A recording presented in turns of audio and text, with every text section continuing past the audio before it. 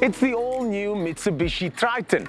And judging by every single response from all the bucky owners that are driving up and down here, I suspect it's going to make a big impact on the market. Or is it?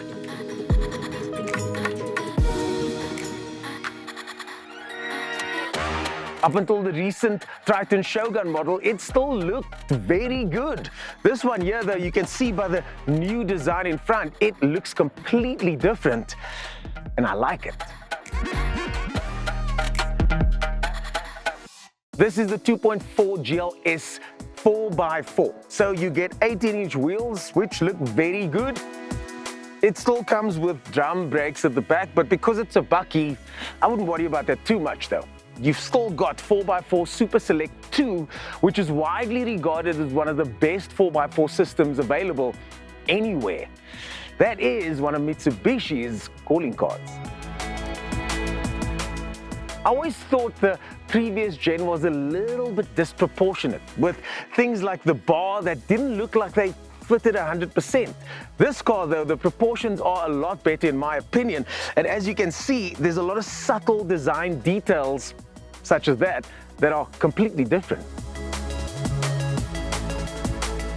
More chrome as you can see, but lots and lots of small tweaks, including a slightly lower access point for the tailgate at the back here.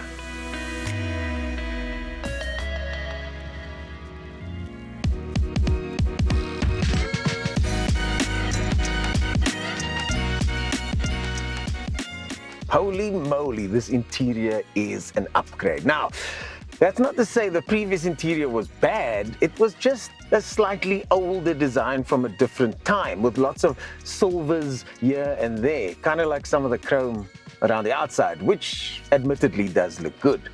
But here though is where things really get spiced up. You've got a 9-inch display over here. It was surprisingly crisp and clear, and although it's small compared to some other modern outfits, I'm quite happy with it. I do like my good audio systems, and this one is pretty decent, especially when you're considering the company it's in, like the Raider or the Isuzu and GWM that fit into this price bracket. This one goes for $759,000, and for just a couple of thousand more, if you want a slightly more rugged look, there is the extreme version as well. When it comes to the older Mitsubishi interiors, they were much more utilitarian, but thanks to the way things are moving nowadays, buttons like this cubbyhole button over here just feel softer. Everything inside here, in fact, is rugged, but softer to the touch and a bit more appealing when it comes to daily driving. I do like the new look dials over here. I love this new center section where you've got the climate control, all very intuitive and easily falls to hand. You've got wireless charging pad over there, you've got 2 different types of USBs and a socket for your power as well, and then the diff lock and start button in the middle, which I'm not a fan of. I'd prefer the start button to be where the key's supposed to go. The interior in here is very clean cut and well laid out. And of course, now, look at that. You've got rake and reach adjustable steering on this model as well. Oh, shucks, now I've lost my setting. And incredible amounts of headroom. And you've also got ventilation to make sure everybody inside stays comfortable. Another interesting fact is that these lights over here are insanely bright, and make sure not to look at them directly in the middle of the night. But that's the kind of stuff that Mitsubishi thinks of. Like grab handles everywhere. It's a practical car, this one.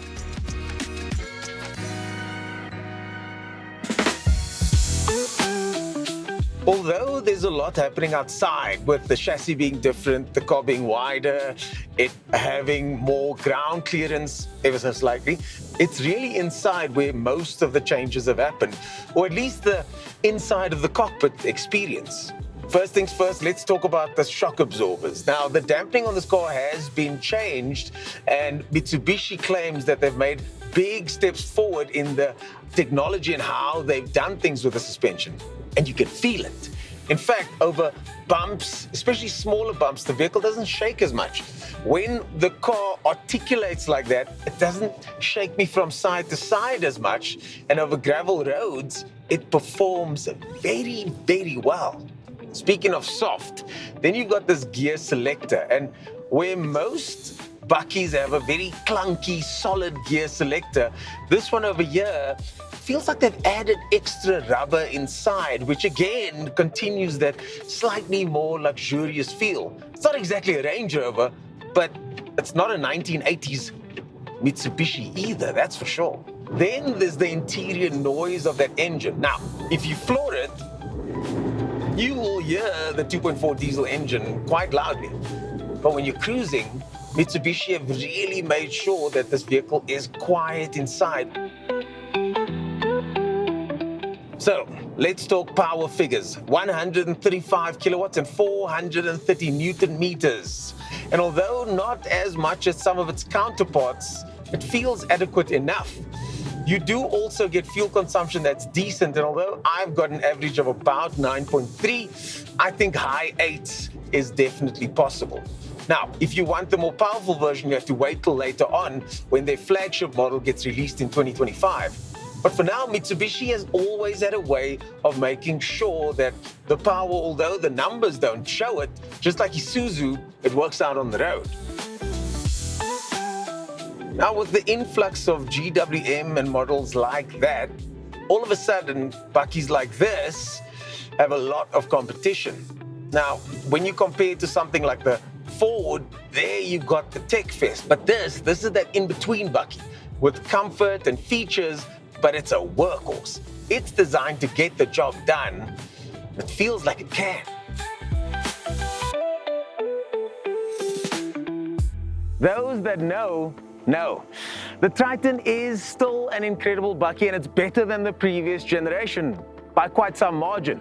Will it convince those Toyota, Ford, and Isuzu loyalists to switch?